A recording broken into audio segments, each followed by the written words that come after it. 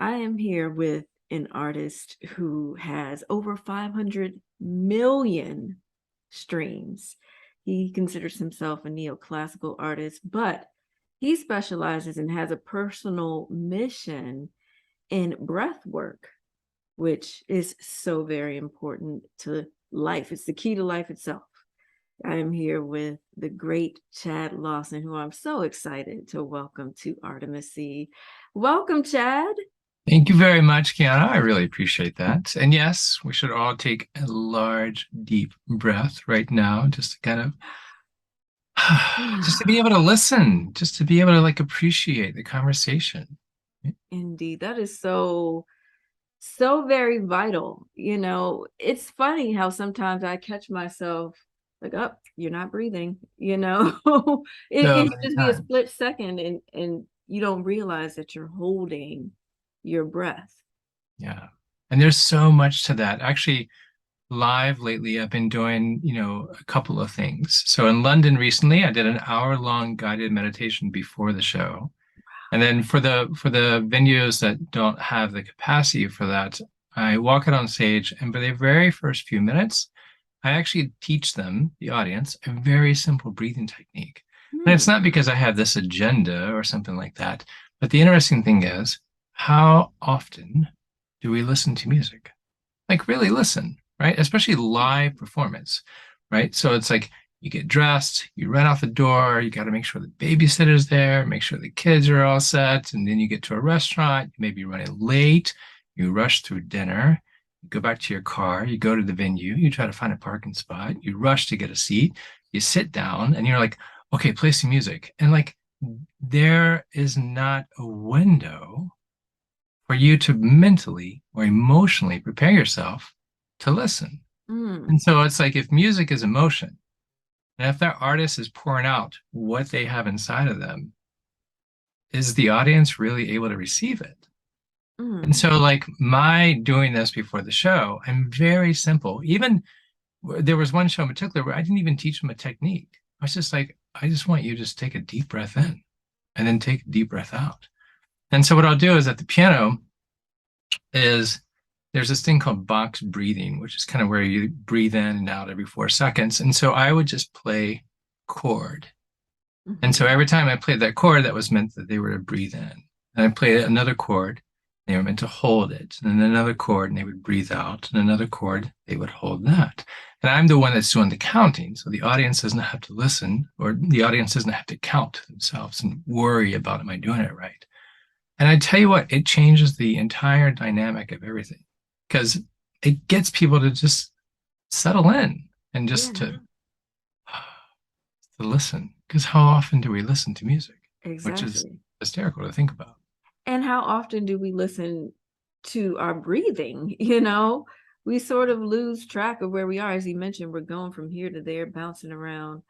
So this work, it seems as if it's very personal for you. I'm curious to know how it started for you, how you started paying attention to breath work and incorporating that into your music and every being of your life. You're a podcaster too. Well, years ago, I was catching a flight, running around somewhere, doing a tour, and there was a really interesting book on the bookshelf at this airport, and it was like Catching the Fish or Catching the Big Fish. It's David Lynch's book. He talks about transcendental meditation. And so I picked it up, total airport pickup. And I read the book on that one flight. It's not a very big book to begin with, but he talks about creativity. And I actually have never seen an episode of Twin Peaks. So I didn't pick it up because it's, David Lynch. He talks about creativity and being able to really open your mind to be able to catch those big creative Mm. ideas. And I'm like, okay, this is really interesting. And so he actually has the David Lynch Transcendental Meditation Foundation. And so as soon as I got home, I looked up transcendental meditation. I'm like, this is really interesting because my wife and I and my family, we're pretty holistic to begin with, as far as just how we live. And this just really intrigued me. And so the thing with transcendental is that it's taught. You can't all of a sudden just be like, okay, I'm going to meditate. And so you go to someone one-on-one for 5 days and they teach it to you. It's a course. And you learn not only how to meditate, but why? What's the science behind it? What is it doing? And so that really was the opening thing for me. And so I remember like taking this course, and I purposefully didn't touch the piano during this 5-day period, which is really rare for me And because I why? wanted to be completely clear of everything emotionally and mentally, because a lot of times as musicians or anything creative, we're always self-judging, we're always self-doubting, we're always self-critical. And so I didn't want to bring that element into something that was trying to teach me to rid myself of that. Mm. And so it was I have chills right now. It was unbelievable because when I sat down for the very first time at the piano after learning transcendental, I had a freedom in my playing I'd never experienced before. Wow. Because a lot of times as musicians or creatives, we always have that, is this fast enough? Is this entertaining enough? Do they like it? Am I playing, am I trying to wow them? And so like our mind just gets so wrapped up in everything again, but the music. And the whole purpose of transcendental is to acknowledge that we're having those thoughts, to, understand that's how our mind is made. It's made to think. And so we're not trying to shut down what it is. We're Mm. trying to acknowledge it and then just let that fall by the wayside. And so I was able to let go. And, Kenny Werner in Effortless Mastery, he talks about this of like being able to play even with just, putting your arm on all of the keys and embracing that sound and saying, that is the most beautiful sound I've ever played. And getting to that point, but it's complete rewiring, restructuring of our mind to be able to do that. Wow. I feel so calm just talking to you. I feel like I'm more in touch with my breathing as you're speaking. You have such a calm spirit about you. I I'm sure you get appreciate that a that. lot. Thank you. I mean, you have to wonder, like, why do we do what we do? Right? It's like, you brought up the podcast a little bit ago. I mean, the interesting thing about music, I hear so many times, and I know every artist is the same, where people reach out and they're like, your music is helping me through the most difficult time right now, right? We get through this all the time. And then once the pandemic came around, it just only escalated even more so. And it's one of those things where, like, I will never forget this. Like, a lady emailed me on a Saturday morning, 7 a.m., and she says, I'm listening to one of your songs, and it's, this one particular song, and the tempo matches the pacing of my husband's breath as he takes his last ones. Oh my gosh. Right? And here's the thing, though. At that point, I realize it's not about Chad Lawson. It's not. It's not about seeing my name on a marquee, or it's not about that review in a magazine. It's about I have been given something to affect other people's lives and to hold their hand through really difficult times. And that's something that I don't take lightly at all. And so if that is the case, if this is what I've been given, then why would I not want to better my craft and going further and trying to understand what the science is of emotion, of music, what actually happens when we listen to music? Yes, it makes us feel good. Why? Why does it make us feel good when we listen to music? And so I really started diving into the science behind it. And it comes to find out we have these hormones in our body, and they're called BDNFs, which is, they've nicknamed them as happy hormones. And so, like, anytime you go work out or you get a coffee with a friend or you're taking a walk out in nature or something, you feel good. Well, that's these happy hormones. Those are those endorphins, is it? Yes, exactly, called BDNFs. And so the interesting thing, though, music, there was a study from Oxford Press and Harvard where they were saying even just listening to music for 3 to 5 minutes raises those BDNF levels, those Mm. happy hormones, those endorphins. Music is the only passive thing that raises those endorphins. Exercise, oh, that's active. Getting together with a friend, that's active. Taking a walk through nature, that's an active participation. Whereas music, it's the only passive thing that you can literally do laying on the floor and make yourself feel better. So what the podcast really stemmed out of my not being able to tour. because once the pandemic hit, I was like, well, you know what? I can't travel. I'm grounded, but I still want to stay relevant. And I'm hearing a lot from people right now that are just like overwhelmed. They're in need of hope. They're in need of comfort. And I said, you know what? I'm just going to dive in. I'm an extreme empath by nature. And so I basically went to TikTok and I said, what are people talking about with their struggles? And it's unbelievable what you find because like I think the interesting thing about the whole like Spotify and TikTok generation is obviously they're younger. They're Mhm. so transparent and they're so like unapologetic of being like, no, this is what I feel. This is what I'm experiencing right now. And I'm just going to put it out there and take it as you will. And so it was really eye-opening for me to like learn what some of these people were going through emotionally. And that Mm. really was like the genesis of the podcast as far as subject matter is I would find what someone was talking about and then I began researching that. And so the interesting thing about the podcast, I'm not like educated in this field. I don't have a PhD. I'm curious. And this is, a subject matter that really means a lot to me. And so I try to keep it very encouraging, very hopeful, very uplifting, and also two or three takeaways where each episode says, hey, you know what?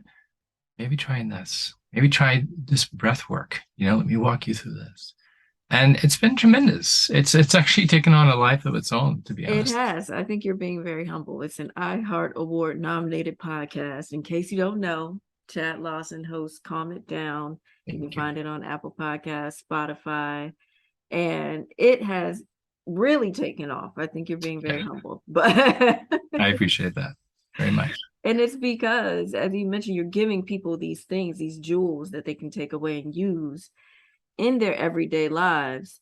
And with that, I'd like to think you're bringing more attention to your music as well. Of course, Breathe is coming out in Yes. September, Yeah. and you have worked with world class musicians, what is it, the Royal Philharmonic Yeah, the Royal Orchestra? Philharmonic. I mean, they're pretty My much, the God. group that plays for the Queen, whenever she walks around or just, Wow. as a college dropout, I went to Berkeley for 2 years and I went to be a studio musician and my grades reflected that because I was always in the studio until like, 6 in the morning. And so after 2 years, I was like, what am I doing? Why am I doing this? So I dropped out much to my mother's chagrin and just kind of created my own path. And so, fast forward, 20 some odd years, and here we are at Abbey Road, Studio Two. What? Wow. Yeah, yeah, it was just mind blowing. And the funny thing is like, I have a jazz background. So most of the time when I'm working on an album, I kind of like just kind of roughly chart out the songs. I don't rehearse them. I don't have them like, I kind of almost wing it and just see where the song takes me with each album. But with this album, it was different because I had a string arranger, because we had the Royal Philharmonic and some other key people involved.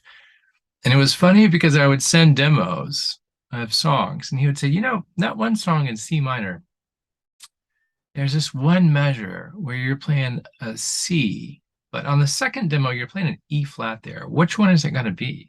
I'm like, I have no idea. I have no clue. I'm just kind of improvising. Right. And he's like, you can't improvise on this. He's like, there are way too many people involved. And so, because we had this 20-piece string orchestra.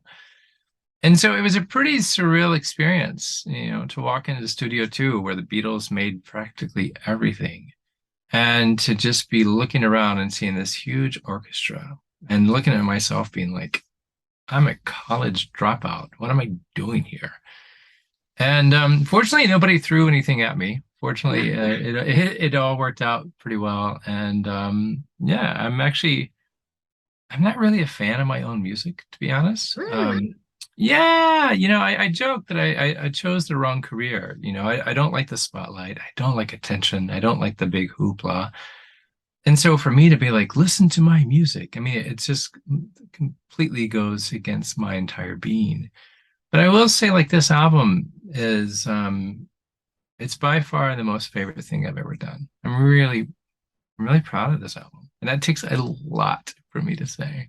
Yeah, it's funny because, I know so many folks who, as you said, dropped out of college, but it was honestly the best thing they could have ever done, the best decision they could have ever made.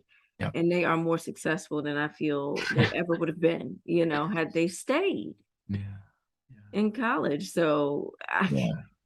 you Yeah, know, everybody has their own path. I'm not higher educated academia. And that's again, everybody has their own thing. I dropped out and then I took a touring gig with Django Reinhardt's son, Babik Reinhardt. And so like there was just like I got a call to go do a gig, a tour with him. And at that point I was just like, okay, this isn't so bad. Maybe I am doing the right thing. And but I'm just curious by nature. I just want to, if I'm gonna go after something, I'm gonna go after something with all that I have. And, I don't necessarily need, this is me personally, I don't, because I have no desire to teach, right? So like I don't need that degree or that doctorate or whatnot. So that just doesn't interest me.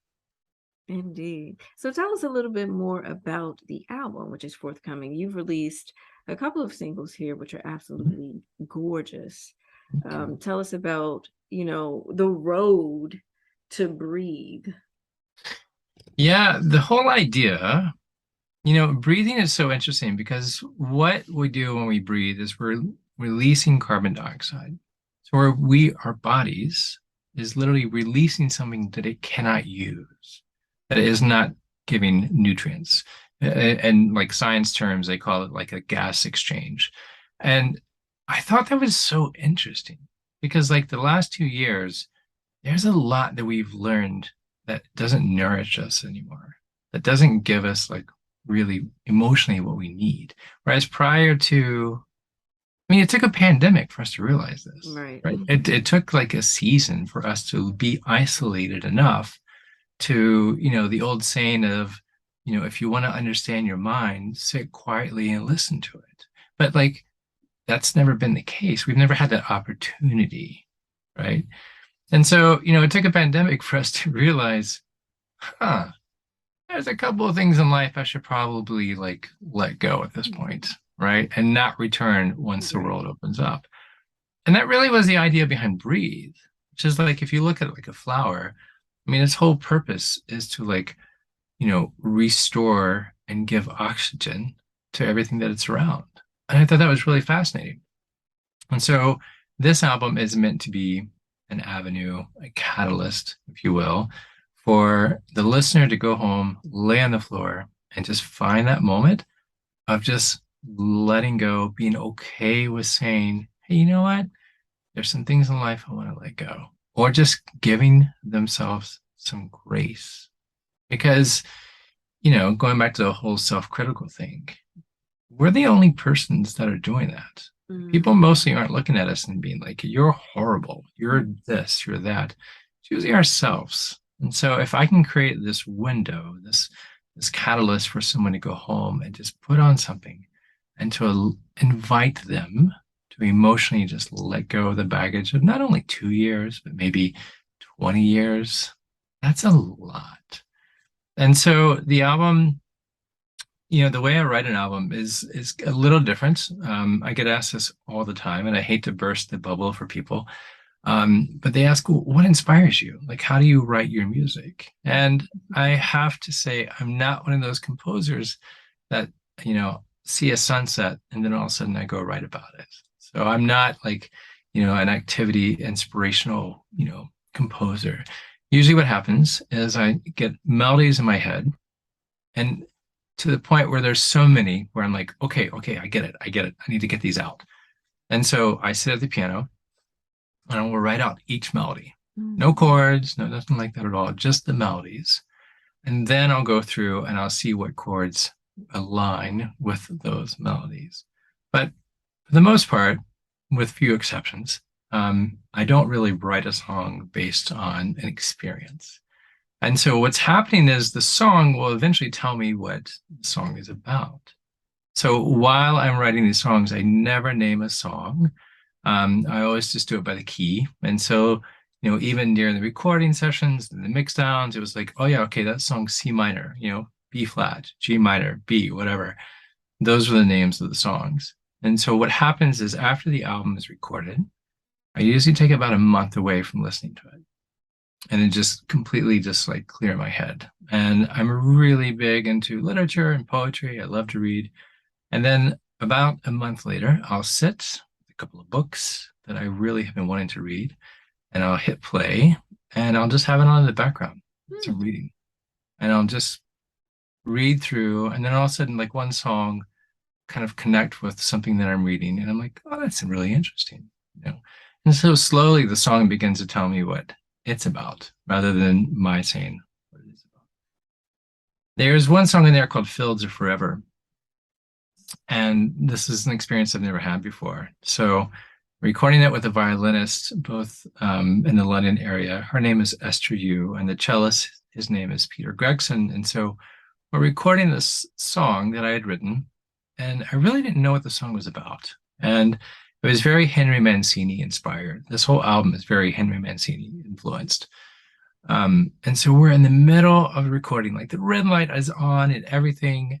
And as we're playing, as we're recording, I started getting images of my mom and dad and their most favorite moments. My dad passed away almost 2 years ago. And these weren't like big, grandiose moments. These weren't like weddings or whatnot, but it was just like sitting on the couch together or going, and being on a picnic or driving the parkway. And I just started getting flooded with these images while we're recording, to the point where like I literally almost started bawling. I was like, not now. This is not the time to be going through this. But that song was just like, this is what I'm about.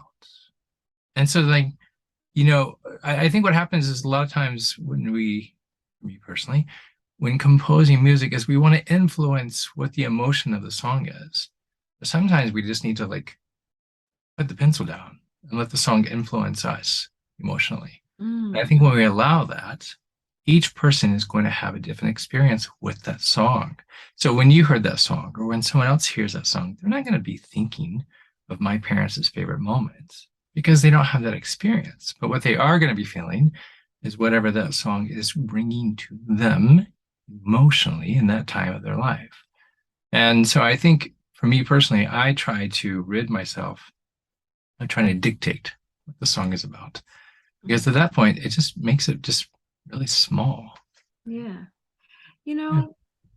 You mentioned something about giving yourself permission to let go, Yeah. and the album just being just sort of, I guess, a vessel for that. That's And good. I'm wondering how you've given yourself permission to let go. It could be in any part of your life. Is that something that you find easy to do? Or is it a daily nudging that has to happen in order to, remind yourself it's okay, you can let it go? What's it like for you? It is, I have a saying that I'm so laid back, I walk with a cane. Like nothing bothers me, but that's not always true. What I have been trying to learn, particularly in the last 2 or 3 years, is the importance or the relevance of, is this important right now? Like really, like that email that it's just like right in my forefront, or that text I need to send out, or that whatever the activity is, it's hard for me to turn my brain off because I love what I do so much. I love what I do. And I could spend 23 hours a day doing what I do. But is that really what life is about? And so for me, letting go is literally going off grid, like turning off the Wi-Fi, turning off, putting my phone away. And that is so gosh darn hard, so hard. But when you do, when I do, it's like, oh, it's amazing. I'm not thinking about anything right now. I'm being with my wife and my kids and the dog, and we're hiking through the mountains or something like that. Giving myself permission is a constant daily practice, you know, but it's also one of those things that I try to start the day with. Like I love getting up early. If I could, I would get up at 4:30 every day. But I know if I do that, it wakes up my wife, who then is like, and then she'll get up because she can't go back to sleep. And so sometimes I'll just lay there until like 6:30, and then I'll get up. And I'm saying all this for a reason. I have to let go of the idea of I don't have to be up at 4:30. I don't. I can actually sleep till 8 if I wanted to. And you know what? That thing that I'm just like dying to get to in the office, it'll be there. It's not going anywhere. It's really not. And if I were to close my eyes and actually get a little bit more sleep, it might benefit because then my wife is rested. So if she's rested and I'm rested, we're probably going to be pretty content with each other instead of being heads because we're both tired and we both have, 2 young kids that make everything really tired. So it's a daily practice. It is. It's hard. It's hard. It's hard. I mean, how do you define, oh, this is really interesting. How do you define a calm space for yourself? Hmm. Right? Like if you could, I'm a big fan of reverse engineering. So like, what's the end result? And then how do I slowly get to that point? Mm. Right? So how do you define a calm environment? If that's what you want, how do you define a creative environment? And so like if we're constantly adding things to the deck, in the end, is that really going to create a calm environment? Well, it's not. Okay. So it's not that we're giving ourselves permission to let things go. We're giving ourselves the opportunity to create a calm environment. Mm. And so if we turn the paradigm of this and say, you know what, it's not necessarily, for some people, they need to hear those words. I need to let it go. Right. But for some people, they're like, no, no, no, I want to hold on to it because I've lost so many things lately. I can't lose anything else. And so if you take that spin on this, woof, I had chills. If you take that spin on this and to turn it to this like, okay, well, what do you want in the end? I want to be able to like sleep at night. I want to be able to relax. I want to be able to sit with a cup of tea and just enjoy the tea. The Vietnamese monk Thich Nhat Hanh, he talks about that. It's like we're always in a rush to get to what comes after the tea that we're not really enjoying the tea to begin with, right? So maybe turning that idea around of letting go instead to creating what you need emotionally. For you, is that the goal of Breathe? What do you want to see, I guess, come out of this release?